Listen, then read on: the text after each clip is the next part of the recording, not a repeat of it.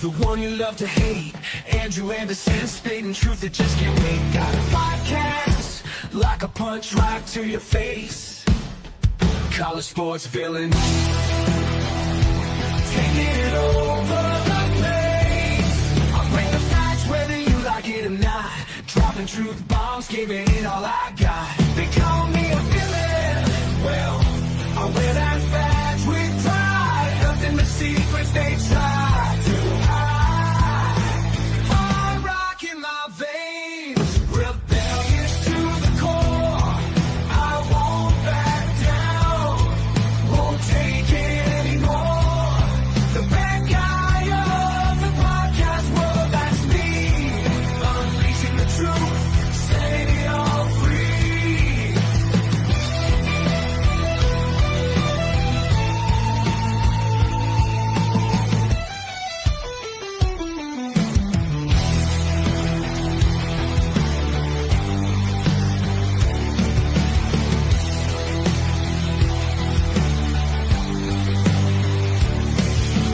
Unleashing the truth. Welcome to Villains, the podcast. Last week we just did a 30-minute show. It was Thanksgiving, but today we have so much to talk about. We have entertainment, we have food, heavy on football today. For those of you who aren't really big fans of football that are watching this, it's okay. Nobody's going to be mad at you. Shout out to the 22 people watching already. So without further ado,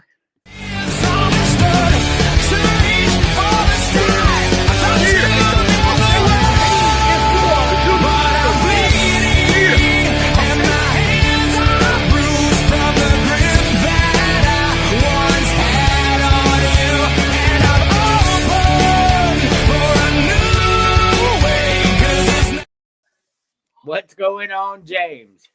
Yes, sir. What it do? I'm alive. I speak English, and man, oh man, the holidays are here, and it's a good time to be alive. Oh yeah, man. So this my office here, my podcast room is full of Christmas presents for the kids. I absolutely love it. So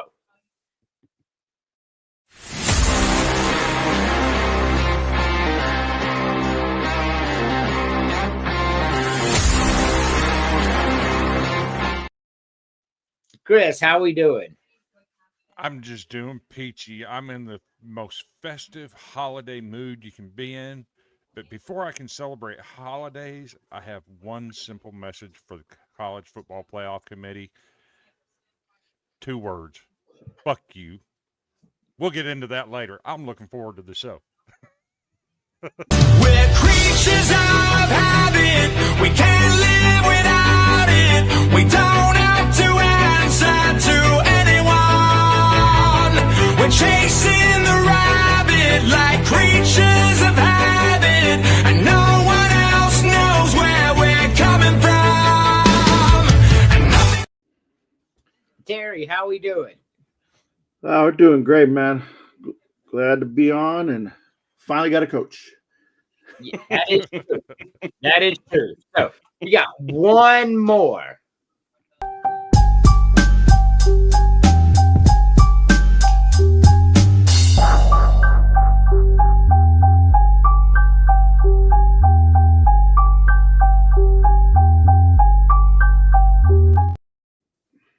Emily, I see you're on mute, but how are we doing? I'm okay. So, As good as I could be. yes, I feel you there. So we are sick over in here, and not just in the head. So That's where it starts. it's where it started from the beginning. So I just want to point out that we're going to do some pretty good FAFOs tonight. So I'm going to play the first one here. I'm going to put a disclaimer before every single one we play. If you are squeamish, do not watch.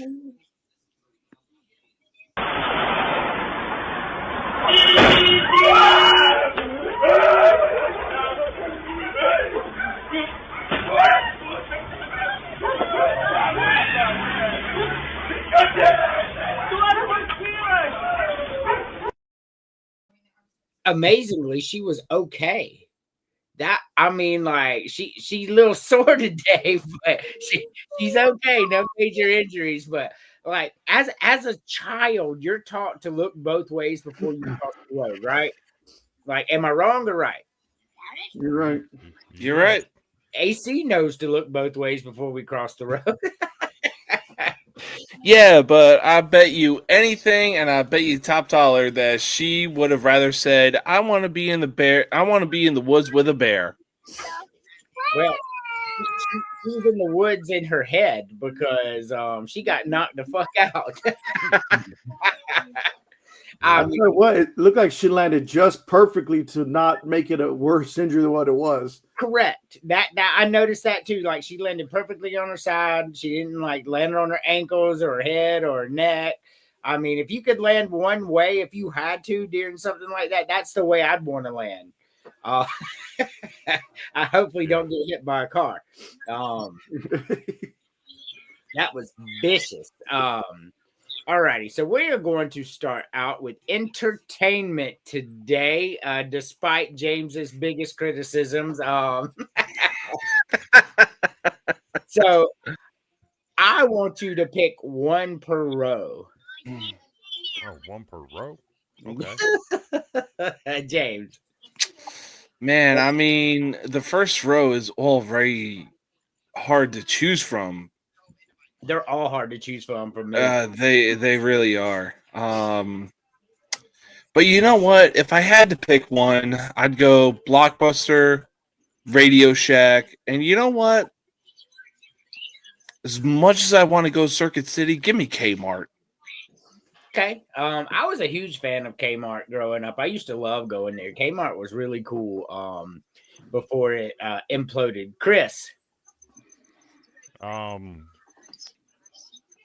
Bring back Toys R Us, which, by the way, if you haven't seen the news, Toys R Us is making a comeback. So Toys R Us. In the second row, give me Radio Shack. Because there's still some Sears, there's still some JCPenney's around. I don't need no more Sears. And then on the bottom row, since I've already got Radio Shack coming back, I don't need Circuit City. And we have all the clothing stores already. You know what? Give me the Blue Light Special. Bring me Kmart. Okay. Emily. So I would go with Toys R Us. I guess I would go with Radio Shack and then Kmart. Okay. No crazy talk there, Terry. I'm going to continue the trend with Toys R Us because if you've seen all those collectible figures I've got, majority of those came from Toys R Us when I was buying them as an adult because I don't give a shit. I'm buying toys. Give me Radio Shack because they were underrated when it came to RC cars. They actually had a really decent RC car collection. And the bottom line, give me Big Kmart. Okay. Nothing crazy there. For me, Toys R Us and Blockbuster. I like Blockbuster more than I like Toys R Us. I was never a big toy kid. I like sports when I was a kid. Not really so much toys. Never really got into toys that much. But if I'm going to do this, I'm going to go Toys R Us because I loved KB toys when I was a kid, and AC being able to take him into a Toys R Us would be a really cool experience. Blockbuster, to be honest with you, as cool and nostalgic as it is, I really like picking up my phone, using it to turn on my TV, put up whatever streaming app I want, and watch whatever I want at that moment. So as cool as Blockbuster was when I was a kid, it would be really ineffective for me now. So Toys R Us, Radio Shack for sure. Radio Shack was cool. Not only did it have like RC cars, like you said, man, it had like Walkmans and all kinds of really cool stuff. You go in there, you could play with them first to see if you wanted to buy them. The bottom row, man, I want to say Kmart like y'all do, man, but Circuit City was just the coolest shit when you were a kid, man. I don't care what anybody says. Circuit City was that place. It had Nintendos, it had Segas, it had TVs, it had everything, man. Give me Circuit City in this moment. But you know how this game is played, James. Yeah, I mean, with the first row, it's not even close. I'm gonna have to take away Borders. Why? Because we got Barnes and Noble. I know we got Sears going on, but I mean, when you put Hollywood Video and Blockbuster side by side, yeah, give me Blockbuster any day of the week. I'm eliminating Hollywood Video, and then, like you said, dude, Circuit City was just that place, and I know Payless was good. I got a few shoes from there, definitely good. But at the end of the day, I'm eliminating Payless. Alrighty. Chris. So, never heard of Borders in my life. On the flip side, Blockbuster Video is ineffective today. So, I understand Borders is a bookstore, that kind of thing. I think Books A Million and all those companies need more competition. So I'm going to dump Blockbuster Video. I'm going to drop Hollywood Video because, again, it's ineffective in today's age. And at the bottom, I'm dumping Payless Shoe Store. All right. There's too many other shoe companies out there. I can go to a strip mall and go to Skechers outlet store. You know, every single shoe company has an outlet store. I don't need another shoe store. Oh yeah, for sure. Alrighty, nothing wrong with that. Emily. I see move over. So I would get rid of the Borders, the Hollywood Video, and the Payless. Just don't touch it. Okay. Carrie. I never been to a Borders, and another advantage in my favor is I can't read, so the books is already gonna kill it for me. So I'm keeping Blockbuster, and here's why: because not many people could afford streaming, so this would be like their little cheap little getaway. For that reason, I mean, believe me, I was one of them, even before streaming. But so I'm getting rid of Borders. Sears was great, but I know other stores that were, just like it, if not a little bit better with everything they had in it. So I'm also going to keep Hollywood Video because Blockbuster needs competitors. Bottom one, I would get the majority of my shoes from Big Five Sporting Goods, if you guys remember those ones. So, ooh, that's an insane pull. Yeah, so I'm gonna get rid of Payless shoes. Okay. All right. So for me, reading bores me to absolute motherfucking tears. I'm barely old enough to remember Blockbuster, so bring them back. I'm with you. Yeah, so reading bores me to tears, so Borders can go. Second row, I have some fond memories of going into Sears with my mom, and I'm keeping Blockbuster in this scenario. So Hollywood Video never been in one, so it can go. And on the bottom row, man, like I don't think I've ever been in a Payless in my entire life. Like I don't ever think I've been in one. I really liked Kmart when I was younger, so I too am going to go ahead and get rid of Payless. I think that was a clean sweep on that one. That's pretty cool. So before we move on, so I do have one other thing to say about that graphic, right? On Sears, if we're bringing back Sears, we also have to bring back Montgomery Ward. Montgomery Ward is the best ever, but continue. And then we have to continue the Montgomery Ward, the Sears, and the JCPenney catalogs, because all of us guys in here, if you never did it, reading those three catalogs while you're doing your business in the bathroom, that's a pastime for every man in America. I'm just telling you. Guilty. It was free. So we save money. It's a smart economical decision. It was free 99. The fuck you expect us to do? Right. And you couldn't get in trouble for looking at it because all you're seeing is the underwear and the bras, right? I mean, that's all you're seeing. You weren't seeing nudity. One quick thing though with that one too, because it was probably mostly through California, but there was a store called Fedco.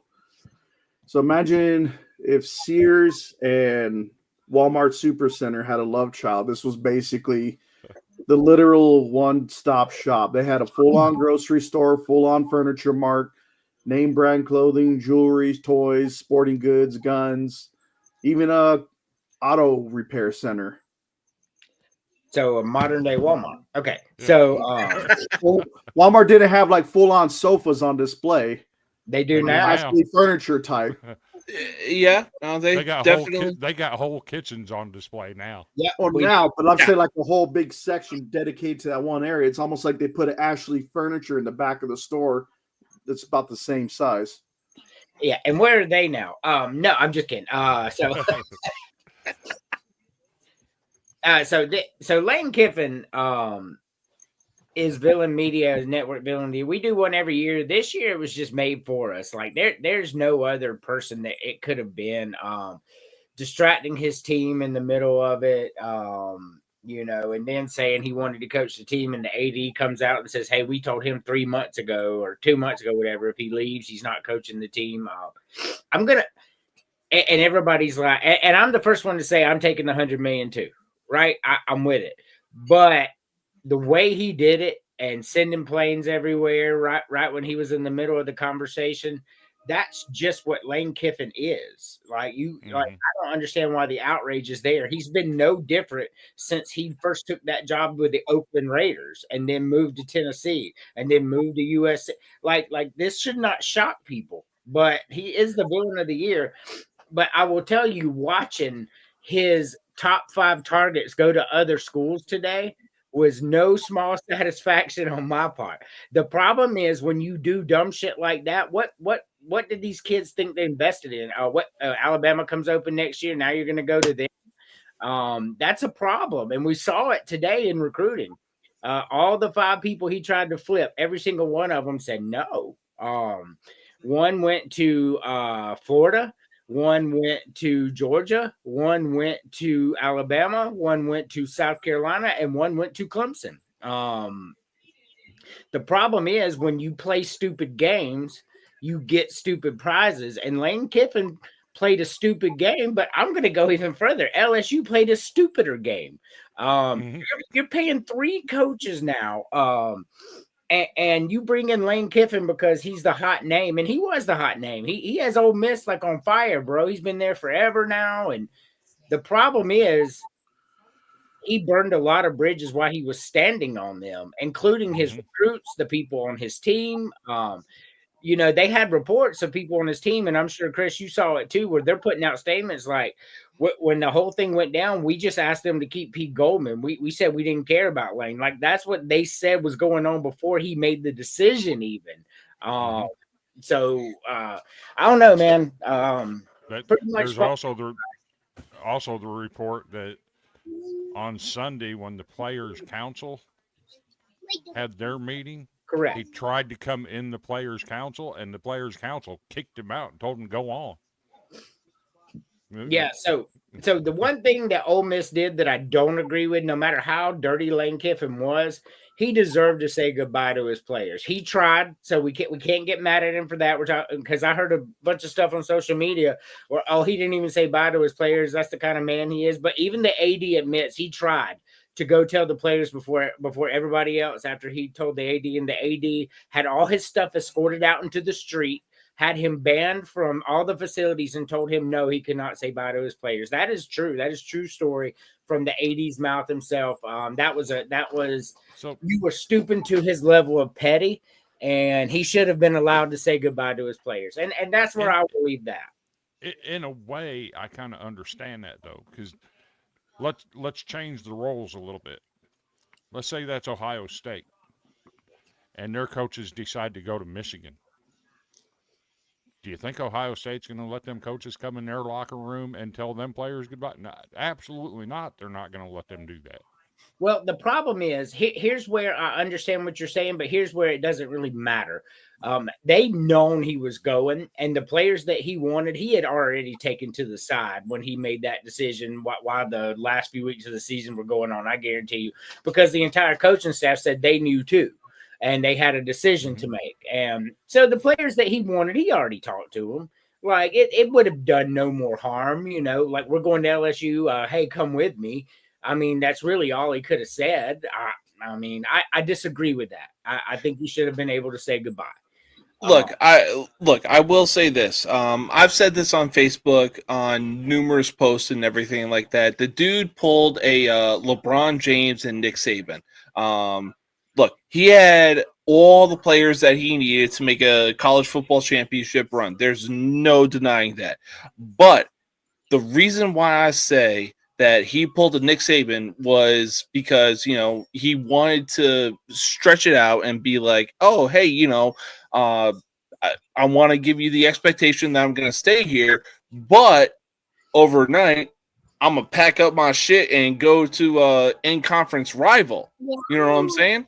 I disagree with that too, James, just because at no point did he make them think he was staying. Like he refused to acknowledge it. He never once gave an implication that he wasn't going to entertain other offers.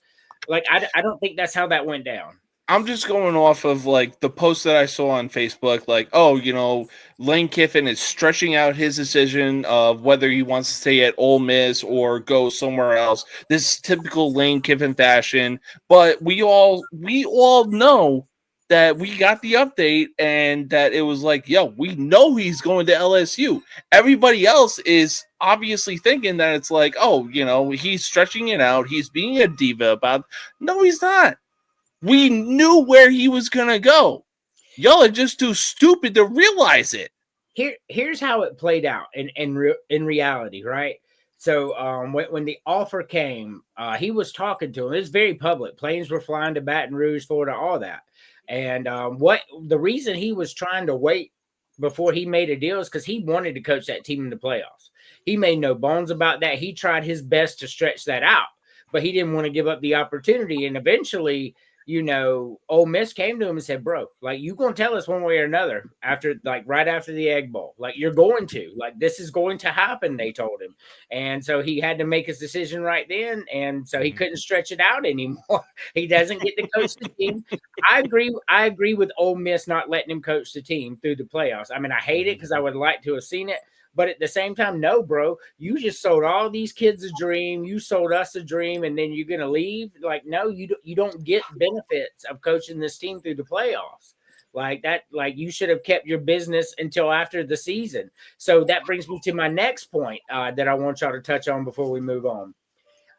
College football is broken. We know that. But the coaches are broken as well. What needs to happen, because we talked a lot about letting the players get played and fairness, right? Well, the only fair way to do this is open a portal for coaches too. I think coaches should have a portal between January 2nd and 9, just like the players do. And I think they need to make that decision during that time. The NCAA has the power to make that happen.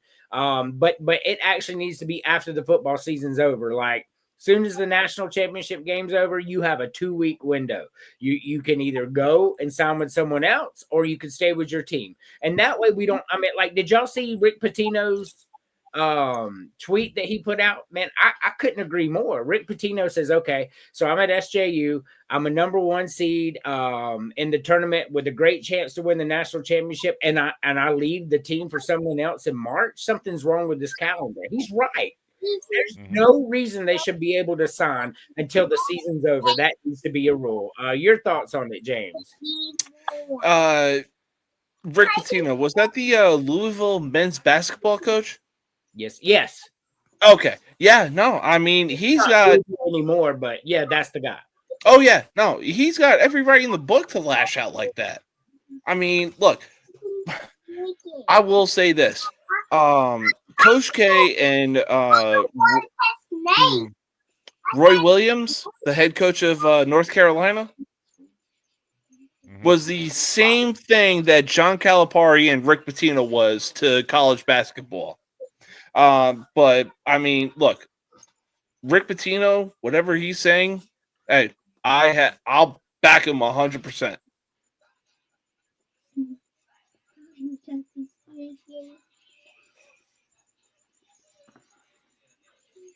Yep. So, Chris. So, I actually have two proposals on this. If you leave your team as a head coach before January 1st, the team you go to will be ineligible for the postseason the following year. If you leave one school for another, any player from the original team is permitted to enter the transfer portal, but are not permitted to follow the coach to the new school. Two simple things to fix it. Well, here's first of all, I'll address the comment before we move on.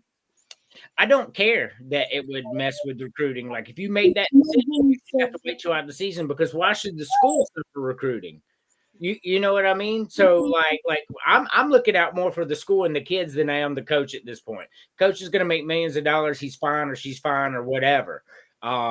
This idea is for the players and the schools. So like, when it's over, yeah, you have to adjust recruiting, but that's a decision that man or woman made when they went to the next school, and the kids shouldn't be penalized for it. That's just how I feel about that. Carrie. Yeah, I mean, a lot of people think it's a mess, and I mean, it is. I mean, like the Penn State guy there, we got rid of Chip Kelly late, or they agreed to part ways like late in right, like almost like a month or so before the season was going to start. So they had to hurry up and scramble and get this garbage excuse for a coach we had. So I mean, but I also believe in commitment. So I think once you should, if you want to switch later, just like at least fulfill 1 year after the letter of intent signed. I don't think you should just be able to just quit right then and there. So I don't think you should penalize the kids for that. Like, so like Chris said, you can't go follow that coach to a school. Well, that's really not fair to the kid. And I know that's shitty for the school, and I get that, the way the coach is leaving. But if a kid wants to play for let's just say Shane Beamer, like he really wants to play for him, and Shane Beamer takes the job at Tennessee, something happens, whatever, like the kid should be able to go and play for Shane Beamer. I don't agree with that. Shouldn't penalize the kid at all for said thing. But also this is something else that I'm saying. Like, you gotta look out for the coaches too. I don't think coaches should be able to be fired until their season's over. You don't have to wait for the natty for that, because getting a new coach or whatever. But once the season's over, because what we have here is we're all like crying for the school. Oh, look what Lane Kiffin did to Ole Miss, and he did, right? But look at what fucking Penn State did to James Franklin. A year after winning a playoff, not even a year, halfway through the season, after winning 11 games so many years in a row, won a playoff game last year, and then they fire him. Like, there's got to be protection for everybody. That's what I want. I want to see fairness in the game. You made a commitment to the coach, no matter, unless the coach does like rape or murder or something more moralistic like that, you shouldn't be able to fire him. Like, I just don't. I mean, you got to wait till the end of the season. Doesn't matter how many years left on contract. Y'all agreed to a buyout. That's fine with me. But you have to wait till the end of the season. Hold on a second.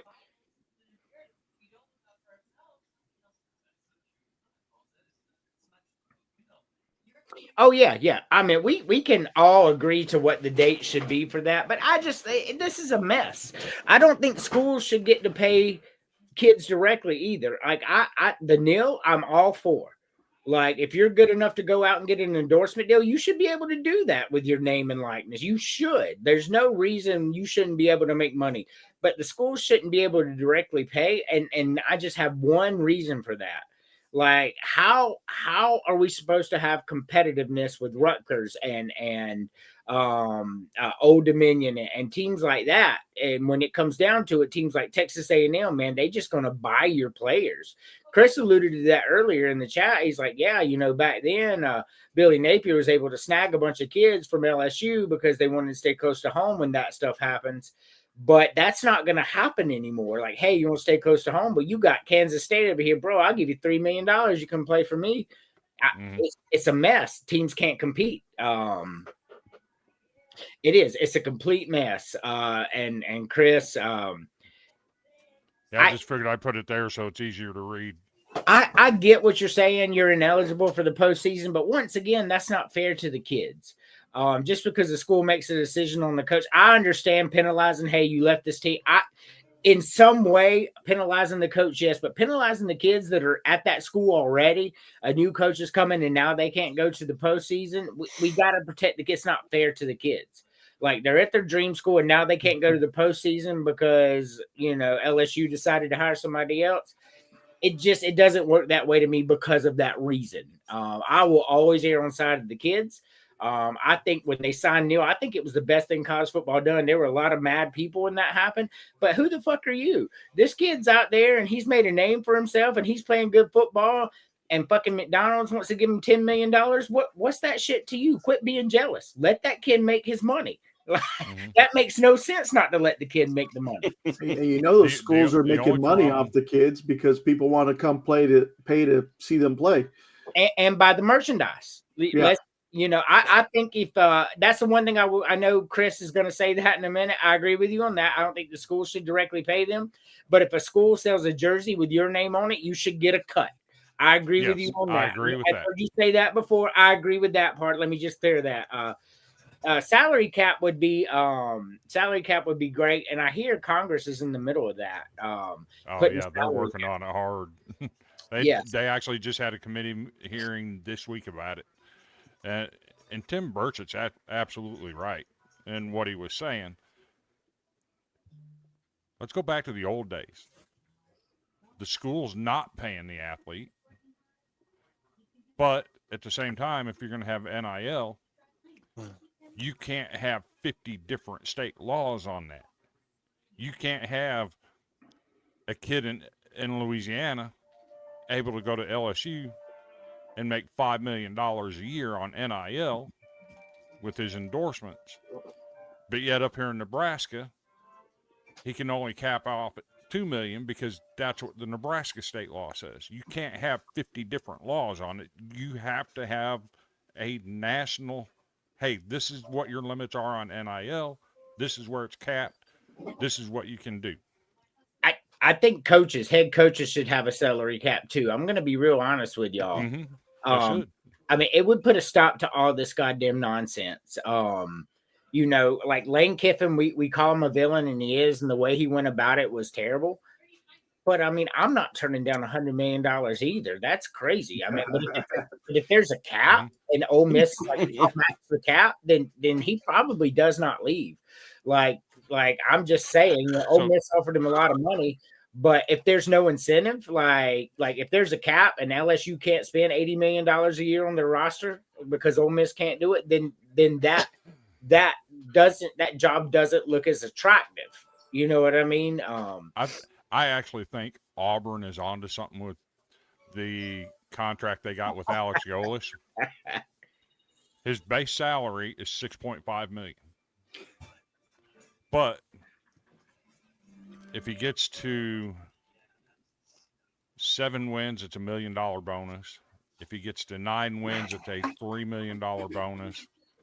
He can, and in bonuses, he could end up making $14 million. But he's got to earn that by winning games. I think that's the next best thing going. You keep that buyout low. You keep his annual salary low. And hey, if you win more than what you normally do, you get a bonus. I don't think that's a hard system to figure out. No, and before, because I want to move on. I got a lot of stuff I want to do. I just want to say, like, if you look at Lane Kiffin, he's the second highest paid football coach right now behind Kirby Smart, only by $0.2 million. So Lane Kiffin, he's had a great couple seasons, but he's never even won a conference championship. And he's Nope. making Kirby Smart and Dabo Sweeney kind of money. That something's wrong. Like he's not earned that. Like nothing he's ever done would tell me he deserves to be paid as much as Kirby Smart. Nothing. And like Alex Joe was, his base salary is $6.5 million. But if he wins college football playoff championship, his salary that year is $15 million. He earned it by going out and winning the games. It's not like they just gave it to him. He went out and he earned it. All right. So I'm going to Emily is not going to participate in this one because we already talked about it. She may be sleeping in a second. So she's not feeling well. So yeah, one per row, mofos.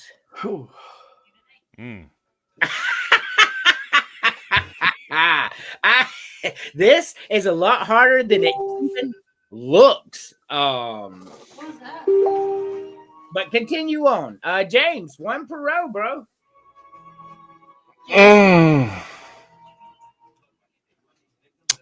God, this is insanely tough. Literally per row. No, it ain't. It is for me. Yeah, it is for me as well. But if I had to pick, I'll go with the kid, Ken Griffey Jr. Correct, Cody. I'll go with Iron Man, Ricky Henderson. Ain't nobody reaching his stolen base record anytime fucking soon. Oh, now the final row is where it gets tough.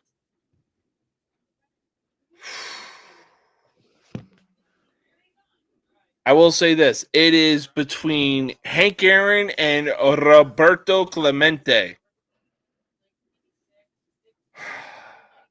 God, I want the home run record of Hank Aaron, but I will say this. There is a reason there is award. There is an award named after Roberto Clemente. So give me Clemente. Okay. Crazy talk a little bit, but not really. Chris. Top row simple for me. Give me the purest hitter of all time, Ken Griffey Jr. Sweetest swing in baseball. I don't care what you say. Second row. For sure. This ain't difficult. One of the top 10 hitters of all time. Give me Mickey Mantle. Okay. And the bottom row. Yeah, you hate the Yankees. Say what you will. Give me Hammer and Hank. I got you. But James, in all fairness, real quick, even though Ricky Henderson is in the A's uniform and he was notarized, he played for the Yankees too. So Chris really had no choice but to choose a former Yankee here. No lies. I will say this though. Like I said, ain't nobody touching Ricky Henderson's stolen base record anytime soon. You know, I thought that too, but with the new rules, the pitcher can only look over once and the bases are bigger, and I don't know, man. It'll be hard. The rules are in their favor now. I'm a firm believer. There's a lot of players out there that are like looking to be in the conversation. They're going to have to steal a lot of bases if they want to even come within shouting distance of Ricky Henderson's record. I don't disagree. Terry. First row, taking the kid. Second row, I'm going to go with Mickey Mantle. I think it might have been tougher if Joe DiMaggio was not there and then put Ted Williams there. It might have made it a little more interesting. Bottom row, give me Hank Aaron. Okay. For me, it's really hard. Mike Trout is fantastic, but he's hurt all the time. Barry Bonds, gosh, the man had more home runs and walks than he did strikes. That's an insane stat, but he cheated. I love the steroid era, but if we're going off pure talent, like Barry Bonds cheated, bro. Give me the kid. Like that's crazy talk. Anything other than the kid here. If he hadn't had, he never juiced up. If he hadn't had those few injuries, man, we might be talking about him as the GOAT right now. Second row. I mean, look, this is so hard for me. Gosh, give me Mickey Mantle and what he meant to baseball. Like Mickey Mantle is that dude. On the bottom row, man, I'm a motherfucking Brave through and through. So give me the true home run king. The dude was too skinny to be juicing on anything. Still knocking your motherfucking pitches out of the park. Give me Hammer and Hank all day long, man. All day long. But you know how this game is played, James. Yeah, I mean, oh man. As much as I love this dude in the modern day era, I'm going to have to go ahead and get rid of Mike Trout because, like you said, he is injured. And he is wasting all of his talent. Granted, I love him. I love him for the fact that he is staying with the Angels to, show like, hey, there's still loyalty in this game. But at the same time, dude, they are literally wasting your talent. They had Shohei Ohtani and you on the same team, and they did nothing with it. Because those are the only two players on the team, which is just further proof that teams win, not individuals. Unless you're the Dodgers and you buy all the individuals. Very true. So, look, I'm sorry. As much as I hate saying it, I'm going to have to get rid of Mike Trout. I love the dude, but I'm going to have to get rid of him in the top row. This is where things get tough. Oh, God. Top row's tough, too, to me, but go ahead. I mean, bro, you look at it, Mickey Mantle, Joe DiMaggio, and Ricky Henderson. I mean, come on. That is so insanely tough to... Because Joe DiMaggio had a hitting record that somebody's going to touch, but nobody's going to touch anytime soon. Mickey Mantle, or may have been Mickey Mantle. I'm not 100% sure. Obviously, I can't eliminate Ricky Henderson because I picked him. Oh, God, this is so tough. We're here if you need to talk, James. Ironically, I'm wearing Yankees gear too. Dump one of them. Which one you got, James?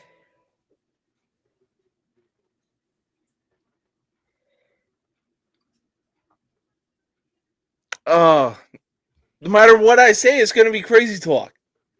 But pick one. Yeah, you know what? Oh, God, I'm still going to get crazy talk for this no matter what. Middle row, I'll eliminate Joe DiMaggio. Bottom row, I'm eliminating Robinson. Okay. Chris. This is not difficult for me. Barry Bonds, you fucking cheated. Goodbye. Joe DiMaggio, as great of what a player you were, your career didn't last long enough. Do you know why your career didn't last long enough? You were a horrible fucking human being. Goodbye, Joe DiMaggio. And sorry, Robinson, you got to go. The other two are just better players all around. Terry. Well, first row, I'm going to get rid of Trout just because of the simple fact it'd be the biggest what if. Kind of like what Andrew Luck meant to the Colts and the quarterback position for that matter. And Derrick Rose to the Chicago Bulls too. Yeah. So I'm getting rid of Trout just strictly based off of that because, like I said, he's injured more than he seems like he's playing. Middle row, it's not as hard as, I'm not going to be all dramatic like James was. Like, get rid of DiMaggio. Let's get rid of DiMaggio there. At bottom row, I'm getting rid of Robinson. Alrighty.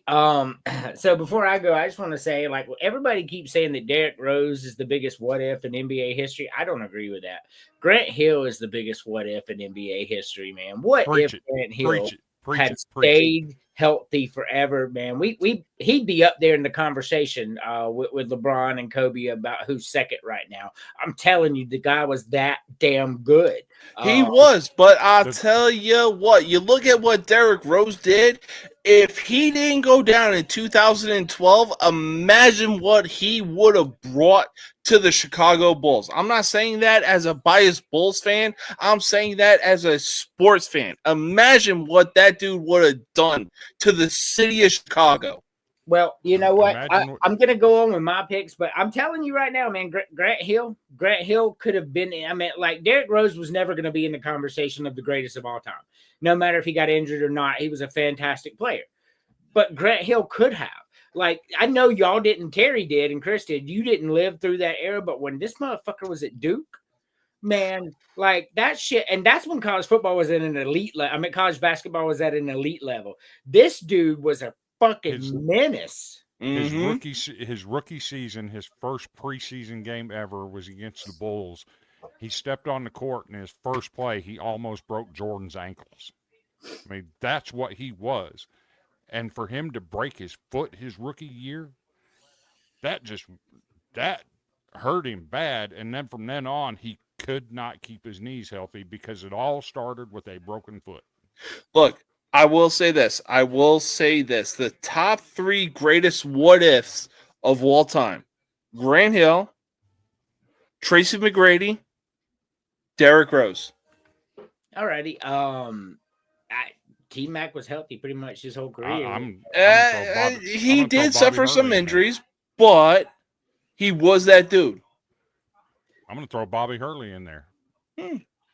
I mean, there's a lot, but we're not going to get into NBA. There really is a lot. We can do NBA on another show as long as it's old school because I don't really give a shit about today's NBA. Yeah, facts. All right, so top row, I'm getting rid of Mike Trout. I know Barry Bonds cheated, but I had so much motherfucking fun in the steroid era. I don't give a shit that Sosa and McGuire and Bonds were juicing. That shit was fun. That was the highest ratings baseball ever had, too. I just want to go ahead and throw that out there. So a lot of people, you look at the numbers that sorry to interrupt. You look at the numbers that Bonds did during the steroids era. The dude was still on fire, and pitchers were still pitching to him. Well, he got walked a lot. But my point is that was the best views that Major League Baseball ever had. So there's a lot of people that agree with me about how fun that was. However, he cheated. That's just what it is. Second row, I'm getting rid of Joe DiMaggio. I just don't think he was that great of a player. Like, I think it was cool that he had a 56 hit streak, but he doesn't belong in the conversation with the other 2 men on this row, like at all. Like, he just doesn't. Cool, you dated Marilyn Monroe and you had a 56 hit game, but like, let's prepare career versus career here. Joe DiMaggio doesn't belong in this conversation. That's just factual to me. Third row, Clemente was a better overall player than Hank Aaron. And if you don't agree with me, you don't know baseball. That's just what it is. Hank Aaron was a great home run hitter.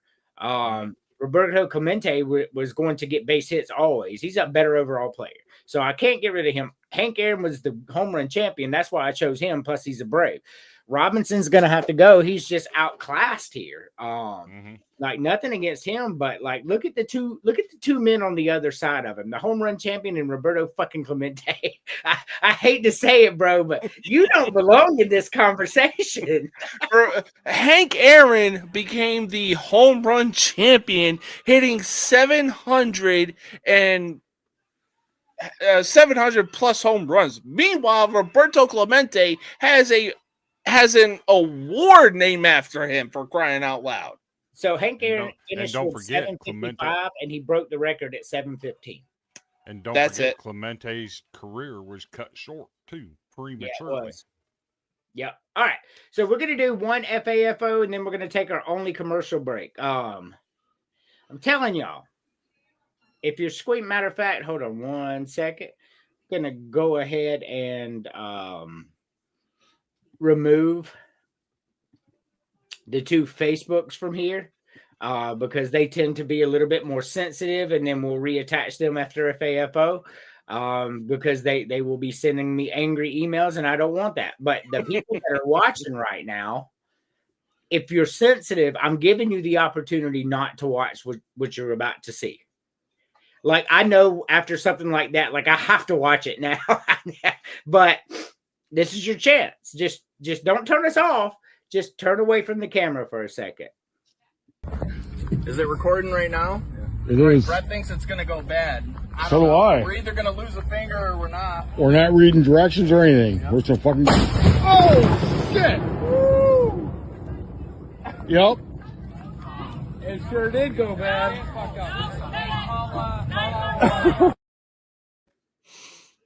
Did y'all see that dude's hand? Yeah. Oh, That look on your face, Terry.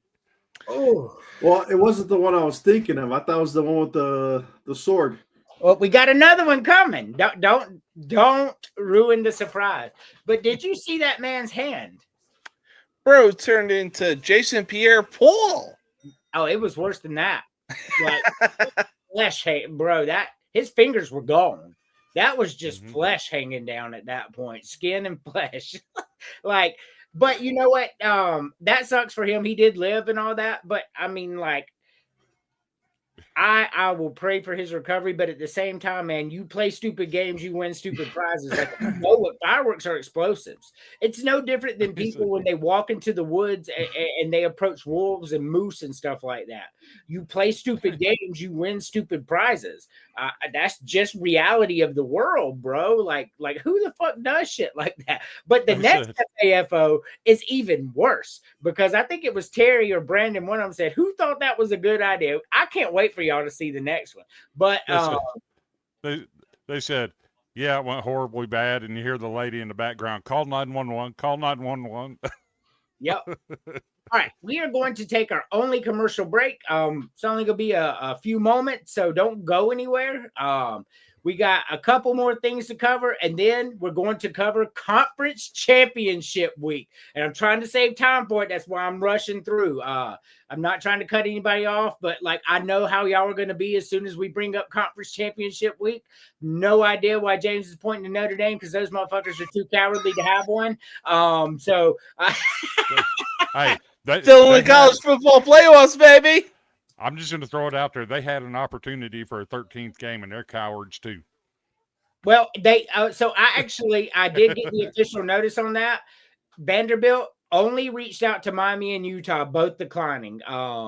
But if you're Miami and Utah and you're trying to get into, that's a bitch move, because this is your opportunity to show that you can go. Vanderbilt called you out man to man and you pushed down. From Vanderbilt. There will be no more Vanderbilt slander from Miami or Utah fans, because y'all pussies. Pussies. Tell me I'm wrong. All right. You're not wrong. All right. We are going to take our only commercial break. You're watching Villains, the podcast. 50 people watching, only on the Villain Media Network.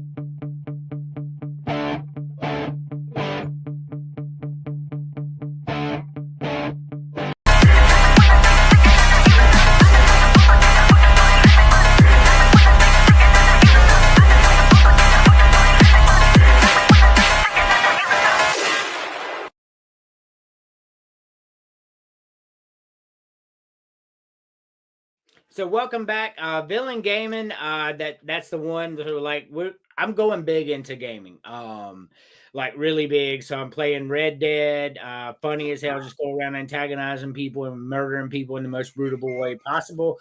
I'm playing Assassin's Creed Rogue. I'm playing NCAA 25. Emily's playing her new Zelda game, which she already fucking beat. She ain't had it for 2 weeks. So hopefully we'll get James into. Hopefully we'll get James into gaming. Have you played Red Dead yet, James? No, not yet. We still got a lot of things going on right now, but rest assured, I'm gonna get back into gaming for sure. Yes, you're gonna love Red Dead, and when you do that, man, I'll teach you how to game. It's totally, I meant to stream, and it's totally free. Doesn't cost a dime. So it's really I'm gonna go big on that. Say less. So also Jimbo, really good. Let's. I want y'all to pick one per row here. This one was I saw it and I'm like, oh, that's easy for me. I already know what I like. Well, it was not. So James. Well, you know what? Give me the peppermint chip milkshake. Okay. The frozen hot chocolate. Okay. You know what? Give me the peppermint frosty as well. All right. There's only like 2 crazy talks on this entire thing, and you didn't hit any of them. So I would absolutely drink all 3 drinks that you just said. Chris. Andrew, real quick, I'm going to need you to call 911. I'm going to need you to call the FBI, the CIA, the ATF, and every other 3-letter agency in the world, because me and James agree 100% on it. I'm taking all 3 of them. 1, 5, 8. Whoa, look at that. That's the first time I think y'all have ever agreed on anything since y'all met each other. Hang on. I'm pitching myself to make sure this is real. Right? Emily, if you're awake, pick one per row. I'm awake. I'm just sick. We'll let you go after this. Common cold? I wish. Common COVID. But anyway, like, it's a bad sign when you have vapor rub and you can't smell it. Oh. Yeah, so I think we have the COVID. But anyway, if you could taste, which would be your 3? Damn. I'm going to have to go with the peppermint milkshake. Peppermint chip. Yes. Milkshake. Mom, do this. Leave me alone, boy. Mom! Hey, so stop. All right, go. The frozen hot chocolate. Damn, and the peppermint frosty. Okay. So full on. Yeah. So I think that's exactly what the other 2 picked. I'm sensing a theme here. Gary. Well, to save time on the show, I have the exact same 3. Wow. Oh, damn. Wow, that is so cool. Forget all the 3-letter agencies. We're calling the Senate Intelligence Committee on this shit. That's right. So it's my turn. So is this going to be a clean sweep? No. I am going to agree with y'all on the peppermint chip milkshake because that looks good. But the second row, man, fuck y'all. Pumpkin spice latte is the greatest thing on fucking earth. So no, I'm not taking frozen hot chocolate over pumpkin spice latte. That's crazy talk. All crazy talk. You all get a crazy talk today. And on the bottom row, I will agree with y'all too. Peppermint frosty. I've never had one, but that shit sounds good as fuck. They are very good. I want one. Like, I really want one. That sounds. I love peppermint. Like, peppermint's fucking great. But pumpkin spice, y'all are crazy. Crazy as hell. But we about to get into some real ass crazy talk up in this bitch because I already know y'all. James, eliminate one per row, and I'm gonna go ahead and get geared up for all the crazy talk y'all fitting to give me. Well, so first crazy talk is definitely gonna have to go to the first row. I'm gonna go ahead and get rid of the eggnog shake. Second row, oh, you gonna have to slap the bitch off me because I'm getting rid of the pumpkin spice latte frap. Super duper fucking crazy. Continue on. I will say I will make up for this. I promise you. Why? Because the bottom row, I'm getting rid of the noggy or nice shake. All right. Because what the fuck is even that? I don't know, man, but you got your strike one, James. Chris. So I like eggnog. I think I could handle the eggnog shake without the whipped cream and cherry. That'd be the only way I could. But no, continue on. I just don't think I could handle a sugar cookie shake. It doesn't sound good to me. So I'm going to dump the sugar cookie shake. Crazy talk. Continue on. The next row. Sorry, I don't want pumpkin in my coffee. Crazy. Sorry, bastard. not happening. I already knew what was fitting to happen because all y'all don't have your taste buds. You don't have your white girl jeans on. But continue on. Hey, I still got the pumpkin smash involved. All right. It's not And the on same. this bottom row, I have no idea what's in this noggy or nice. But guess what? I don't want pumpkin in my ice cream either. Sorry, pumpkin smash is gone too. All righty. I'm less inclined to really argue with the third row, but yeah, Emily, let me go ahead because I already know her. Go ahead. So I'm getting rid of the egg vomit. No.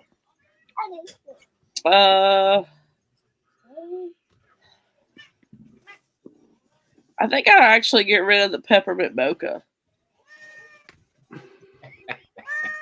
Okay, crazy talk, but continue. And then I'm getting rid of the other egg vomit. So, Man, come here. Okay, Or go that way. all right. Terry. Well, just to clarify for Chris, number 9, that pumpkin smash, that's not a coffee, it's more like a smoothie. There's still pumpkin in your damn ice cream. Yeah, I know. But all right, so first row, I'm getting rid of eggnog shake. I didn't even know McDonald's did that. Me either.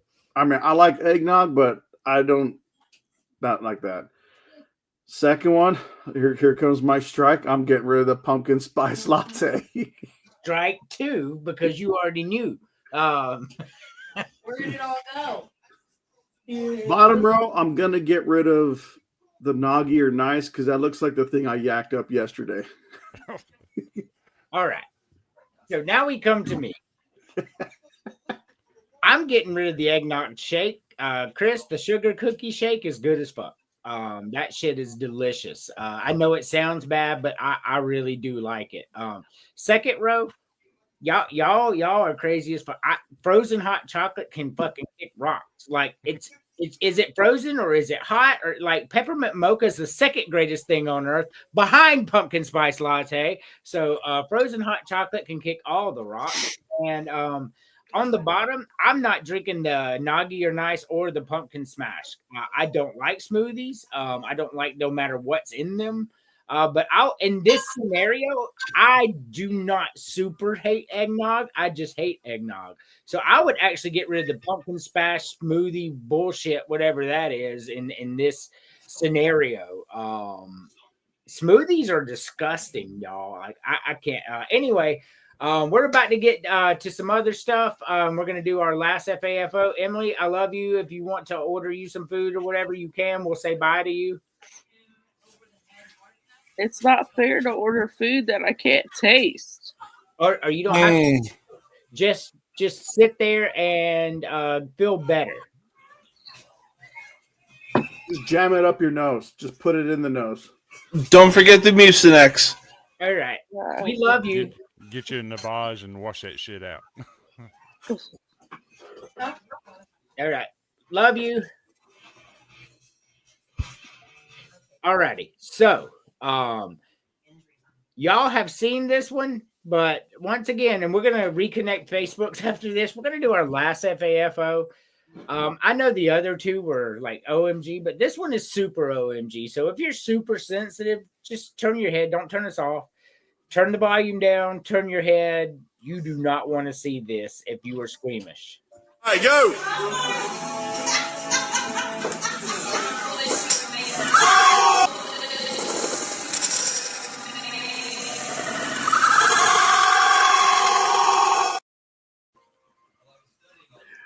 Oh, bro,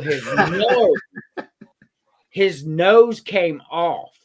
That is intense. That is as intense as it gets. My nose hurts right now just watching that.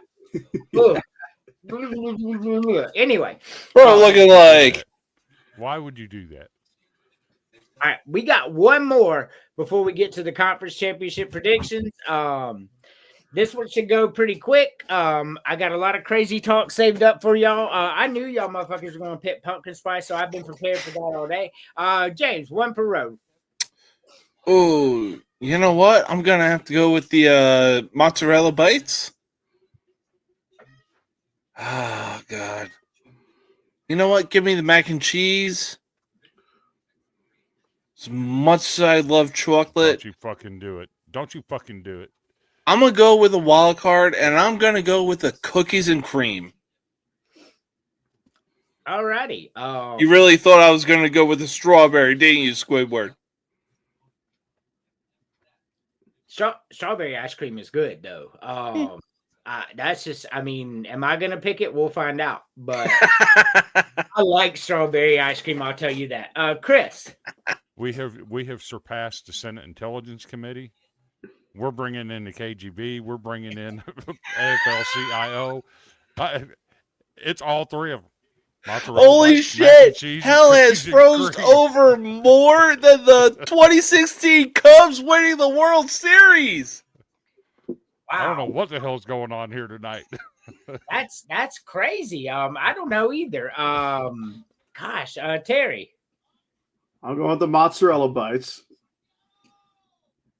I'll go with mac and cheese because the other two give me some really bad heartburn.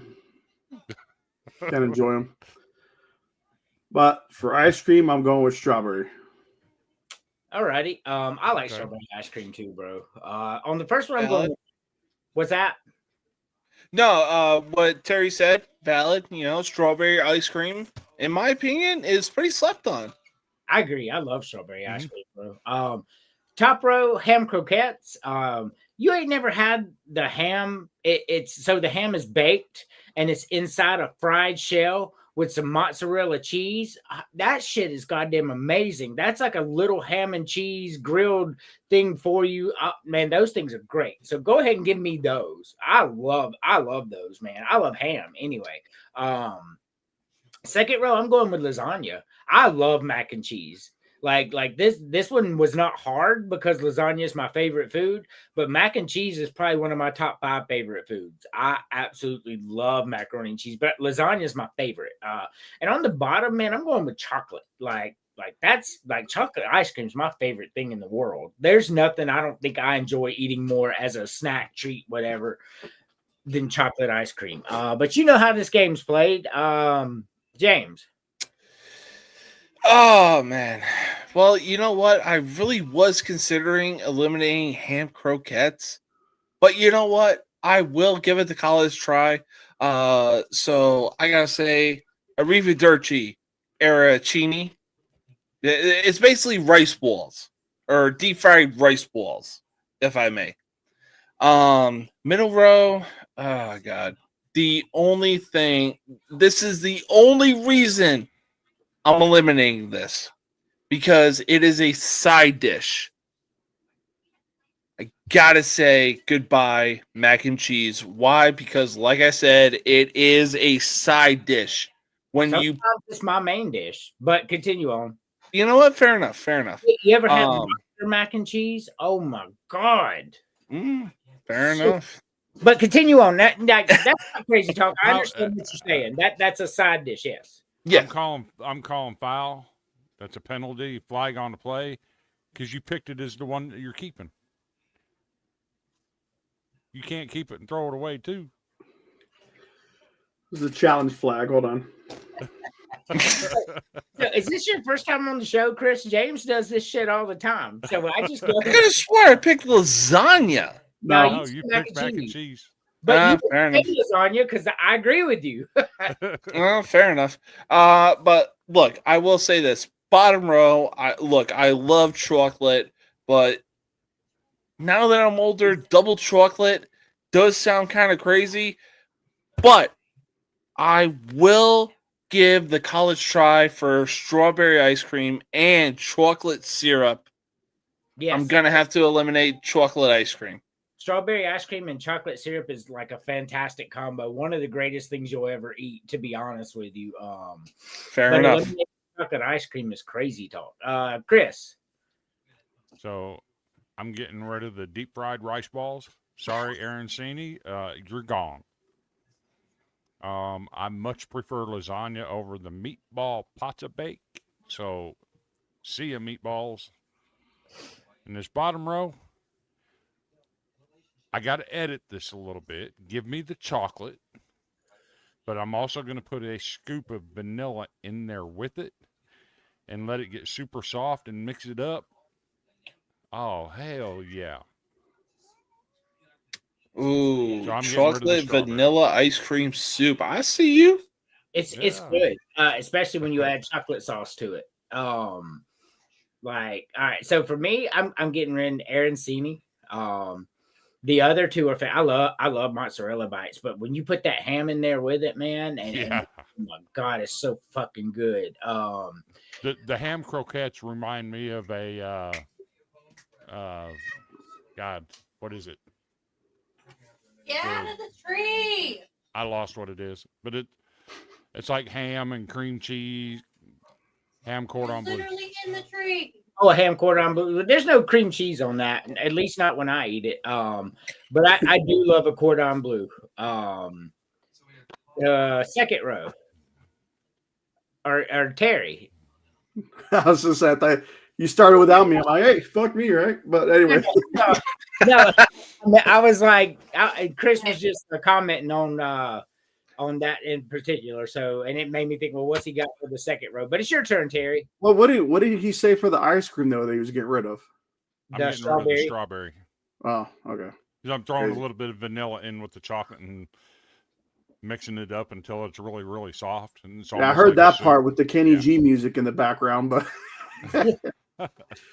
but yeah, in the words of James, I want to get rid of those deep fried rice balls. Those rice balls. Get rid of the rice balls. Get rid of the rice balls. Who wants deep fried rice balls? Mama would not like that. That's right. Those are You know what? the You know what? I can literally hear Tommy DeVito calling up somebody to take me out sometime soon. Second row, I would get rid of the meatball pasta bake because if I'm gonna have meatballs, it's gonna be with spaghetti, not with penne, as Andrew was saying. Penne is the superior pasta, but continue on. Bottom row, I think I'm gonna get rid of.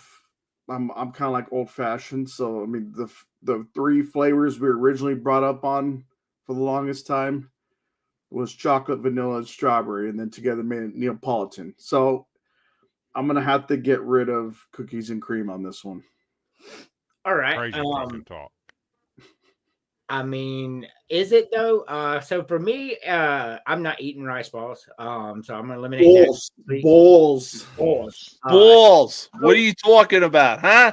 Second row. Balls. I'm gonna eliminate more balls because I don't like meatballs. I don't like them in spaghetti or anything. Just a chunk of fucking hamburger meat. No, I'm not in. I don't like hamburger that much anyway. So I'm eliminating on the bottom row. I'm eliminating cookies and cream. That's just I just don't like that ice cream, to be honest with you. Like I would never go to a store and be like, "Oh, cool, give me some cookies and cream ice cream, bro." Like that's never gonna happen.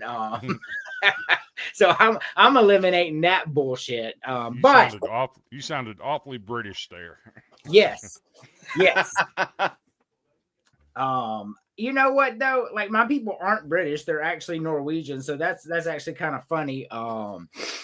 That everything we set in America is based off of European history, heavily on the English history, obviously.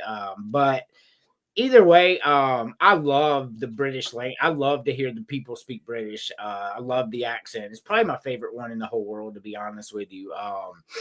So here we go to conference championship picks. We'll start with James, Terry, Chris, and me. So Alabama and Georgia.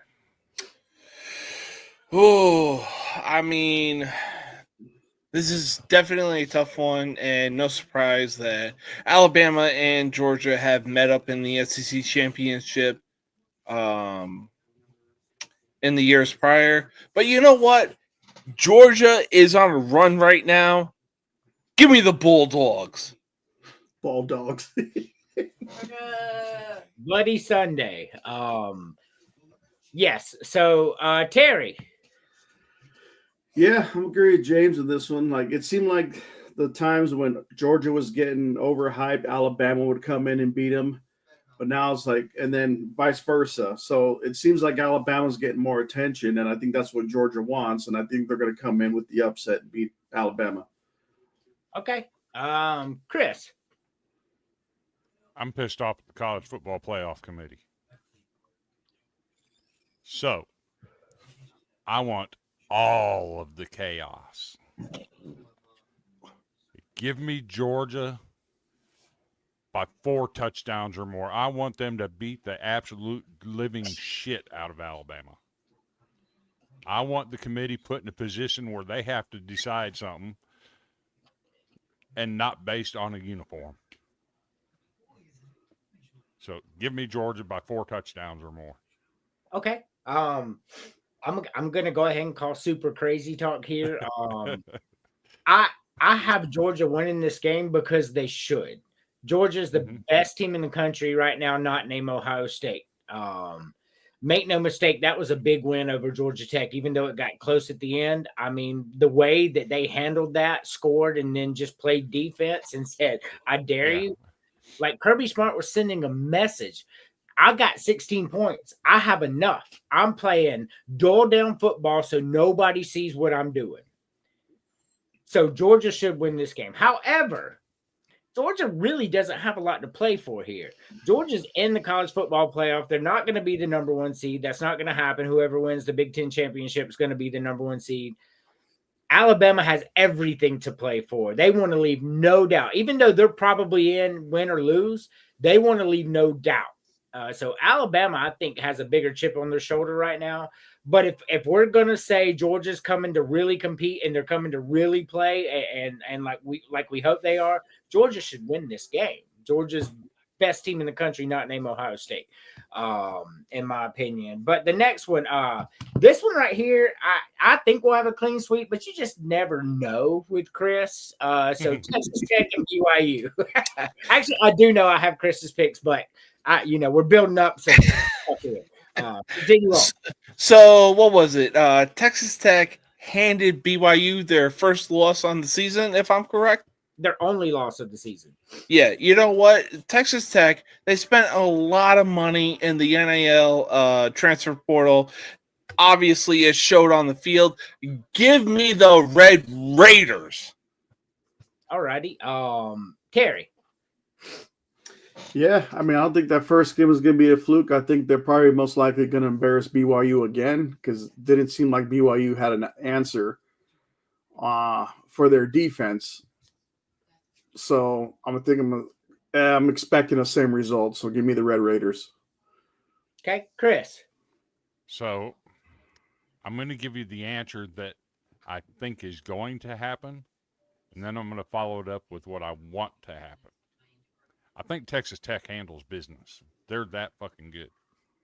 But what I want to happen is BYU to go in there and push them around like they got pushed around the first time.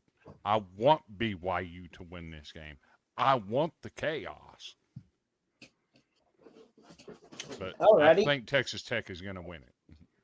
Okay. I too think Texas Tech is going to win, but here's the scenario that we don't have with Alabama, Georgia. Georgia's in and they're hosting, and you can just put fucking money on the bank no matter what happens this week. That's not the case with Texas Tech. Texas Tech loses this game, they may still go to the playoffs. It's going to be iffy. They probably will, but they'll be traveling round one if they lose this game. So this isn't a scenario where BYU has to win like Alabama does to leave no doubt. Texas Tech also has so much to play for, and they're just a much better team than BYU. We saw it earlier in this year. BYU had no answer for what Texas Tech was doing on all three sides of the ball. They were outcoached, outplayed, just the way it was, and I expect similar results here. I think Texas Tech wins this game handily. So now comes the big game. Normally, Alabama, Georgia, and the SEC championship game, just automatically the biggest game of the year. But that's not the case. The biggest game of the year is this Saturday, 1 versus 2. Signetti and Bay. Ohio State and Indiana, James. Oh, you know what? Terry and I talked about this on my last show. And I straight up said, this is my hottest take of the year. Is Ohio State really that good? Or are they playing the part of fool's gold? If you believe that, you're a fool. Well, call me a fool because I fully believe that, because who in the hell have they beaten on their schedule that actually gave them a run for their money? At least when Alabama was running the SEC, the games were actually close. I mean, the game against Texas was 14-7 at home, bro. Like, how much do you want it to be? I'm not denying that. But since Texas, which team have they played that gave them a run for their money? Having said that, I am going with an upset. Give me goddamn Indiana. You know what's funny is Ohio State played the same Purdue team that Notre Dame beating their chest about beating. I mean, okay. I got you, Terry. Yeah, I'm expecting a shootout. I'm hoping to see a shootout. And I think this is one of those things to where Indiana might not ever get an opportunity like this ever again. Because I could see a lot of the talent leaving for the draft or whatever. Then who knows how they're going to be next year. So I think they're going to leave everything. They're going to play with, just basically put it all out there, and I'm going to pick Indiana with an upset over Ohio State. Okay. My turn's coming up. I will save what I have for then. Chris. I've seen Indiana struggle in games that they shouldn't struggle in. I've seen Mendoza just absolutely have a shit of a game on Saturday. I believe he was like 8 for 17. He was absolutely stunk the house up. I don't think Indiana has enough on defense to contend with the weapons Ohio State has on offense. I think Ohio State wins this game, and I don't think it's going to be particularly close. So here's where I'm at with this. Indiana beat the shit out of a lot of playing teams this year. Same thing they did last year. Indiana's a better team this year than they were last year, but like Penn State almost beat them. Iowa should have beat them. So what you saw there, Penn State and Iowa have really good defenses. They do. And then Indiana could muster 27 points and only 20 against Iowa. Well, guess what? Ohio State is Iowa with a fucking offense. So you're not, I mean, in Ohio State's like Alabama. They're going to get the ball. They're not going to beat anybody 56-0, but they're beating everybody 30-10. And this is the reason why. They're going to control the time of clock, and there's nothing you can do about it. That offense is fucking perfect almost for what they do, chewing the clock and scoring touchdowns. Now, our defense held Indiana in check big time. Ohio State's defense is better than Iowa's defense. Make no mistake about that. Ohio State has the best defense in the country. I'll go ahead and throw that out there now. What we're going to see is that Iowa Indiana style game. For Indiana, their defense is decent, but Iowa's defense was bad. They played a good defense in both those games, and they got held in check. You're going to see the same thing again. I think you're going to see Ohio State win this game 27-14, 27-10. I think that's what's going to happen. I don't think it's going to be close either. Ohio State's the best team in the country, and if you don't believe that, then you haven't watched this team play. They're not blowing people out. That's not their MO. But what they're doing is the same thing Alabama does, only more efficient. Run the ball, control the clock, score touchdowns, and play defense. Plain and simple. Ohio State's the best team in the country. And I'll say it until I'm blue in the face, to be completely honest with you. I can't wait for the college football playoffs. They're going to be great. And then the great what the hell, because this shit makes no sense for Virginia and Duke. Excuse me. Sorry. No, you're absolutely right. The ACC championship makes little to no sense whatsoever. Having said that, you know what? I'm going to take a safe bet. Give me Virginia in this game. Okay. Cool. You chose Duke on the graphic. I just want to go ahead and point that out there. Yeah, valid. I will allow you to change that to Virginia if that's what you're doing. The game hasn't even come close to started. That's fine. Terry. I forgot what I chose on the graphic too, but Chose Duke. I chose Duke. Yep. You know what? I'm gonna stick with Duke on this one. Okay. They're 7-5 and they made it to a championship game. I agree with that, John. I think Ohio State wins by 14 points. Regardless if it's 24-10 or 34-20, I agree with you 100%. Keep doubting Mark Signetti, baby. Keep doubting him. Yeah, we saw what happened in the playoffs. Chris. Yeah, no lies. No lies. On the graphic, I picked Virginia. Correct. I know who you want to win. I'm going to roll with that because there's a story about Virginia that a lot of people don't know. I'm working on getting it published on College Football Backers.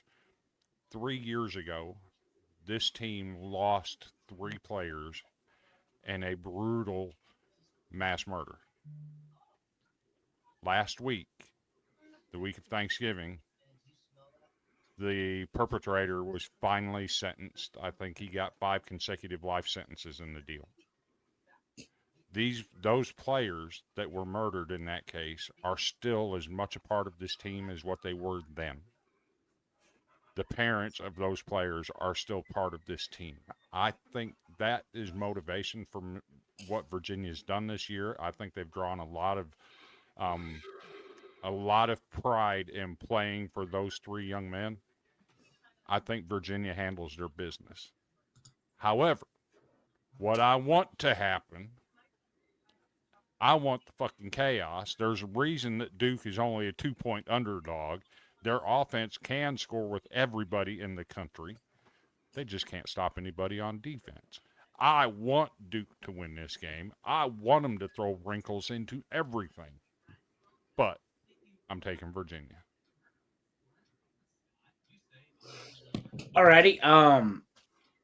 So what we're seeing, why the line is so low in this game is it's just because it's a championship game and anything could happen type deal. But reality is these 2 teams already squared off before. And it was a beatdown of epic proportions, just like Texas Tech and BYU. Duke had no answer for. So Virginia is very above average offense and above average defense, and that's good. And that's good enough to beat Duke, in my opinion. Virginia has everything to play for. If Virginia wins, they're in the college football playoff. If Duke wins, they're not. They're not going. There will be a G5 school ahead of them, and rightfully so. So basically, Virginia has as much to play for as anybody in these graphics that we just showed. They really do. If they win, they're in the college football playoff. I see no reason why Duke would be able to come around and pull the whole okey doke now. Give me Virginia. I think it's a beatdown again. I think 34-10, 34-7. I don't think this game is close. I think Virginia will bow out very quickly in the playoffs. Don't get me wrong. They're not ready for any team like that. But the fact that they won the ACC and made it, applaud. Tony Elliott's got something going up there. Going 10-2, no matter where you're at, is never easy. Winning a conference championship is even less easy. And going to the college football playoff is even less easy. So, congratulations to Tony Elliott and Virginia, assuming they win this game, man. Fantastic season. Hats off to you, man. Hats off to Tony Elliott. Because I think Virginia was 1-11 when he took over, right? The year before he took over, they were 1-11. And now he's got them in the college football playoff. This guy's not being talked about enough. Why come when all these big jobs came open, nobody named Tony Elliott? Who else took fucking 1-11 Virginia to the college football playoff? That's crazy talk to me. He doesn't get enough. Publicity. This guy's done a phenomenal job. Virginia's not an easy place to win at, bro. Like, who the fuck wants to go to Virginia? So while you're talking about Tony Elliott, I wanted to throw an opinion out there. It was announced today the Walter Camp Coach of the Year Award. The 3 finalists are Ryan Day, Kurt Cignetti, and Clark Lee. I think one of those guys needs. Actually, I think 2 of those guys need to be replaced. Ryan Day, you were expected to be right there. I don't think you deserve props for being where you were expected to be. Kurt Cignetti, you were expected to be there. I don't think you should be on that list. Put Tony Elliott on that list and put Eric Morris on that list from North Texas. Nobody expected either one of those 2 coaches to do what they've done this year, going 10-2 and 11-1. Put them on the list. Let's have a real Coach of the Year award between 3 guys that nobody expected to be there. Just my opinion. Not so fast, my friend. Look, I'm sorry. I get what you're saying, but at the same time, look, I got to give it to Kurt. It's a tie between Cignetti and Clark Lee. The turnaround that they've done for Indiana and Vanderbilt, yeah, I got to give it to them. I One of them. I agree with putting Tony Elliott on this, but not at the expense of Cignetti. Indiana is not an easy place to win at, man. Indiana's been trash, like, for my whole life, to be honest with you. Right. And for him to come in and then go undefeated in a regular season at Indiana, he belongs on this list. That's fair. I mean, the same could be said for Clark Lee. Like, look what he's done for Vanderbilt. He turned that school around the same way that Cignetti did. I just don't think Ryan Day should be on there for being where you were expecting. I agree. Yeah, you're defending national champion, but once again, he's undefeated defending national champion. It's hard again not to keep him on this list too. So it's hard. So there needs to be a most improved coach award because that would go to Tony Elliott. But you can't pull Ryan Day off. Man's won like 100 games in a row. The defending national champion, undefeated, going into a conference championship game. Fun conversation, though. But Chris did warn us, though. He says he wants the chaos. He did. So there. Very true. Last game on here, because I'm trying to wrap it up under 2 hours so I can make our shorts. South Dakota State at Montana. James. Ooh, man, this is finna to be a good one, but you know what? Give me the Jackrabbits. Okay. Jackrabbits, good pick. Terry. It's gonna be one of those good ones soon. I'm gonna try to watch that game just to kind of see what those schools have been about because I haven't really watched any of those schools. But I'm going to take Montana in this one. Montana? Okay. No crazy talk there, Chris. So here's my thing. I'm going to take the Jackrabbits. However, I'm going to be watching Yale versus Montana State. And yeah, I'm watching Yale versus Montana State. Let's see what the Eli are made out of. They came from 35-7 down last week Over at Youngstown State A and traditional beat them power. 43-42. I want to see what the Yale can do. But give me the Jackrabbits. I'm keeping my eye on Yale. Okay. No crazy talk there. So Yale come back to be the traditional power. Also noted that Yale quarterback Dante Reno was at the University of South Carolina. 4-star recruit. Then, Lenore Sellers and Aaron Nolan came and he saw the writing on the wall, but good for him, man. Good for him. Yes. First year ever that the Ivy League has been allowed to participate in the FCS playoffs. Yep. All right. So South Dakota State. South Dakota State at Montana, right? And we got a lot of people picking South Dakota State here. But I gotta tell you, I don't agree with that, man. North Dakota State beat the bloody fucking hell out of South Dakota State. Then after that, they turned around and lost to Illinois State. They lost to Indiana State. Elite teams don't do that shit. It even in the FCS level, it stays the same. You don't do shit like that. So Montana's 11-1, and they took a late loss by 3 to Montana State, who is also 10-2 with 2 big time losses against obviously better competition. Montana State and North Dakota State and everybody else. So that's just the way it is. Montana is going to beat San Diego State by a lot. We're looking at a 38-7 beatdown. Like, I get it. I get, South Dakota State, they won a natty not too long ago, but Montana State, and North Dakota State, one of them 3 will win the national championship. That's just a fact. Like, if you don't believe me, you don't watch FCS football. Now, I love FCS football. Like, I'm the biggest Furman fan ever. FCS football is great, but Montana is 100% going to win this game by a lot. And I mean a lot. But with that being said, You Lord, oh Lord, you Lord, for Sunday. You Lord, oh Lord, you Lord, for Sunday. You Lord, oh Lord. Before we log off, I just want to thank the 54 people watching live. So I'm looking at the views, man. This is one of our biggest shows of the year. We have been going in and out with entertainment and food, and it's been steadily doing better, even against James's wishes. So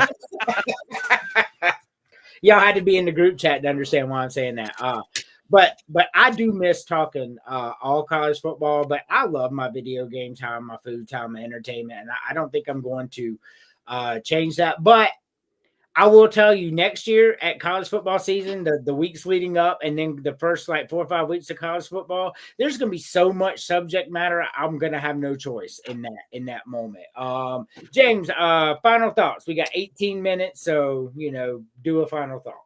Yeah, you know what? I'm gonna keep it short. Look, the conference championships are this weekend, but there's one game next weekend that is happening. And if there's one thing I've learned, it is this: go Navy, beat Army, baby.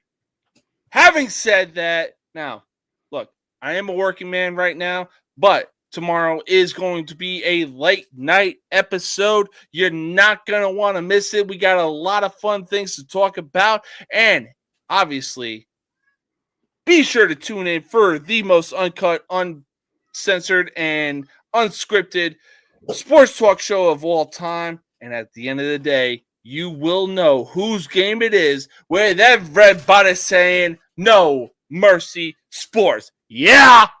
So what time you plan on going on?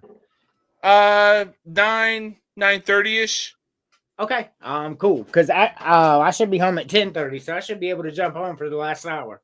I bet. Yeah, so it'll be 9:30ish Central Time.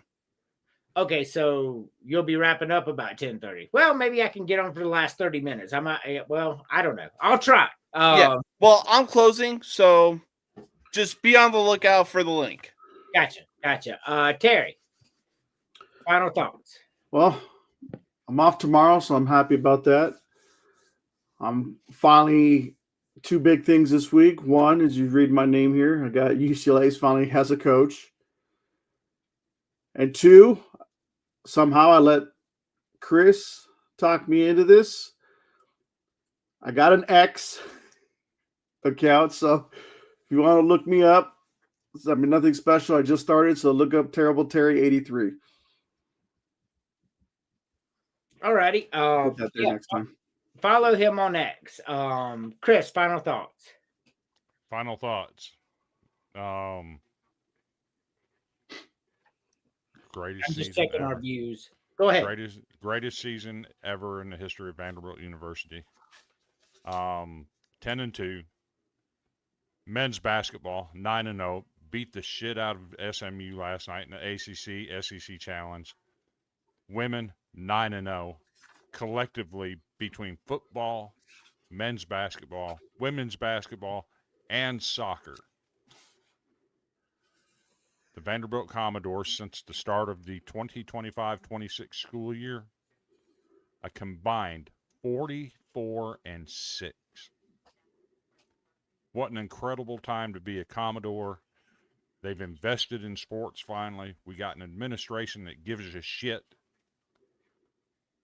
And we should be in the college football playoffs over a team like Notre Dame that built their resume beating 5 of the worst teams in the Power 4. Give me the fucking chaos. Give me the chaos. I want the college football committee to be absolutely fucking embarrassed by the time they're done with their show on Sunday. You know what? The college football committee will actually watch the video you sent the day that you decide to stop hating on the Yankees. So That'll never happen.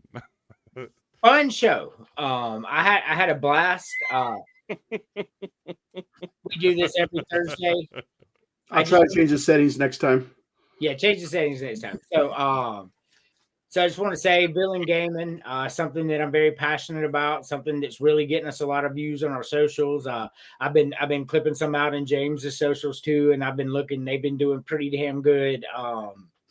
So Villain Gaming, y'all, Red Dead right now, Assassin's Creed Rogue. But I will tell you, I've already beat Shadows. I've beaten 3 Final Fantasies on Villain Gaming. So Black Flag, Assassin's Creed Black Flag, which is this tattoo right here, is getting a remaster, full remaster coming out at the beginning of next year. Y'all best believe the day that game comes out, I am going to be playing it. I cannot wait. But with that being said, thank you all for being here. You watch Villains the Podcast only on the Villain Media Network. For me, final thoughts always dwells around my Lord and Savior Jesus Christ. You know, it's just something. It's not a lifestyle. It is the life. I'm just telling y'all, like, this is the way. This is the truth.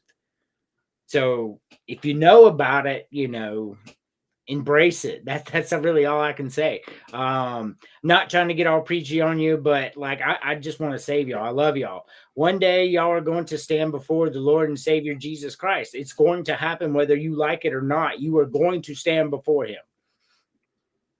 You know, you're going to have to explain your actions, and they understand that, you know, you're sinful, but like you've got to get better. Like as you grow. Anyway, like I said, I'm not going to get all preachy. I love talking about Jesus. But with that being said, thank you for watching Buildings a Podcast only on the Villain Media Network. And as always, Matthew 24:13.